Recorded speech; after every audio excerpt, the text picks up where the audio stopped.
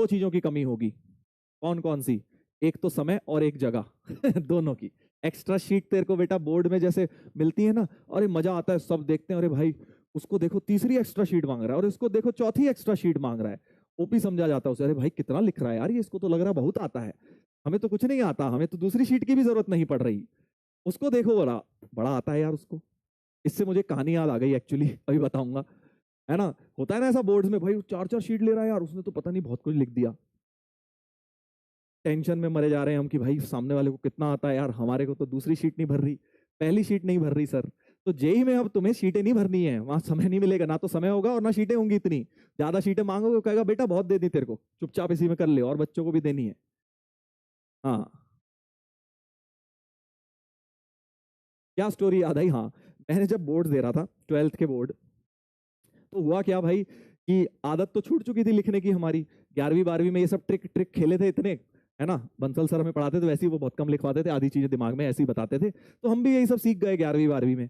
फिर हुआ क्या भाई, 10वीं के बाद सीधे 12वीं में बोर्ड दिए, स्कूल तो बीच में गए नहीं, डमी डमी खेल रहे थे हम, है ना।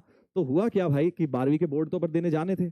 अब बोर्ड तो देने चले गए, पर बोर्ड देना भूल गए थे यार कि सब्जेक्टिव पेपर देते कैसे हैं, ध्यान नहीं था 2 साल से, क्योंकि ऑब्जेक्टिव ही हम कर रहे थे ज्यादातर। तो बट मेरे सर ने मुझे बोला था, जो स्कूल वाले थे, कि भाई थोड़ा तमीज से लिखाना, तुम लोग बहुत ज्यादा शॉर्ट में लिखते हो, तो बोर्ड में जरा तमीज से लिख के आना।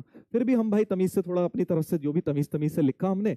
हमने क्या किया कि साला पहला शीट में ही पूरा पेपर ही खत्म हो गया, पूरी शीट भी नहीं भरी और पेपर ही खत्म हो गया मेरा।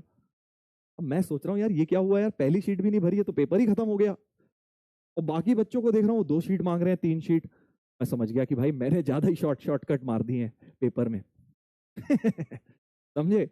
तो फिर एनीवेज, फिर मेरे को लगा कि यार अब मार तो दिए हैं, फिर मैंने दोबारा चेक करना शुरू किया, दोबारा पूरा पेपर चेक करना शुरू किया कि भाई कहाँ कहाँ मैं थोड़े स्टेप्स बढ़ा सकता हूँ, क्योंकि मैंने हार्डली 50-60% नोटबुक में जो मिलती है ना वो बोर्ड में, उसमें पेपर निपटा दिया था बोर्ड का पूरा फिर मुझे लगा ये और 1 घंटा 15 मिनट में, 3 घंटे का पेपर 1 घंटा 15 मिनट में फ्री, बिल्कुल फ्री बैठा हूँ।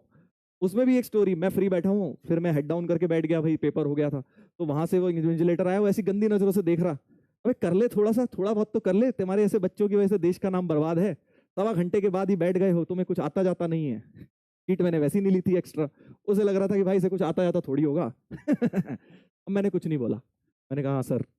फिर मैंने कोशिश करी कि चलो भाई थोड़ा बहुत स्टेप बढ़ाए जाएं पेपर के अंदर, पेपर के अंदर स्टेप बढ़ाए जाएं, और उसके बाद किसी तरह से पूरी शीट तो मैं भर पाया, 50% को मैंने 100% करा, और जैसे तैसे करके पेपर को बोर्ड को निपटाया सर मार्क्स कितने आए?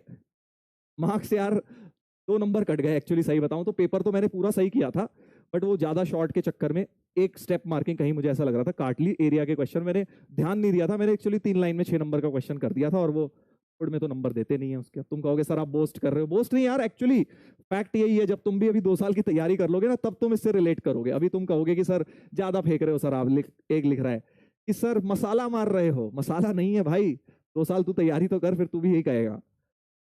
1.5 घंटा बहुत होता है बोर्ड्स के लिए, जेई के टॉपर्स के लिए।